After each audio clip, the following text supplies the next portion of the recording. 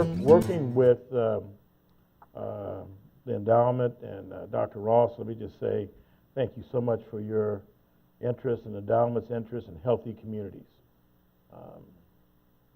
We ignore that problem. We walk by a number of problems, and healthy communities, we take for granted that concept, and we narrow our definition of what health is. We talk about health as whether we have a cold or not, but we don't talk about it in the context of stress. We talk about the need to be healthy in very traditional ways, but not preventing a gunshot wound. And how do you do that? All of us have to be concerned about these issues now, because not only should we be concerned because we're here together as people, but because it impacts all of us in terms of how we live our lives.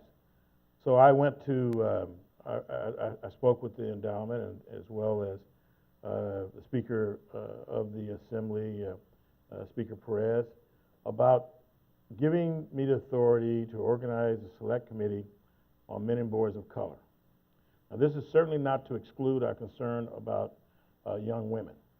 Matter of fact, I will say parenthetically that over the last 5 years, I have led a campaign in the legislature where we're trying to rescue young women that have been subjects to human trafficking.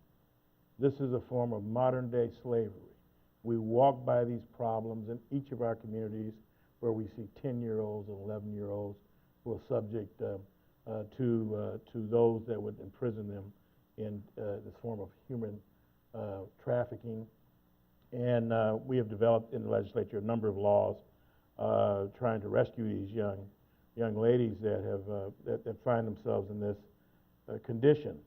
But as we were doing that work, we also had to think about what we call the lost children, the invisible men that we walk by, that we ignore, that we don't pay attention to, not questioning how they got into the position that they're in, which the ACE study helps talk about those conditions. But we also have to examine what do we do to interrupt this destiny, this future of adverse impact. At what age do we intervene? There have been studies on the status of men and boys of color, but we want to take the studies off the shelf, and we want to implement solutions to the problem.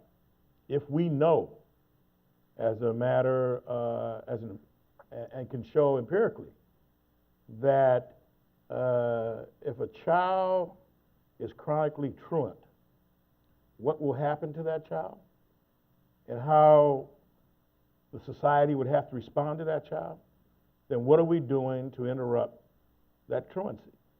If we know that early detection of health problems in our children can help build a healthier life, then why do we run away from having nurses on school campuses or even clinics on school campuses? There are solutions to these problems. Now, we're forced to have to address these questions now, not just because it should be of moral concern to us, but it's now also a great economic concern to us. Why should all of you, all of us, pay $50,000 a year over and over again for the same individuals going in and out of the system, without us understanding that that money could be spent differently, and without us appreciating the fact that education has interrupted that cycle? So why don't we have enough sense to make that kind of investment? So tomorrow, our hearing on men and boys of color travels to Los Angeles.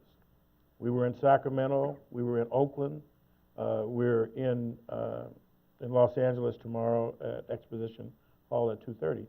And what we're trying to examine are those questions. First, we want to demonstrate that we just care, that this is a problem that we need, as a community, we need to address. With all its complications, we can't continue to walk by this problem. We can't afford to continue to walk by this problem.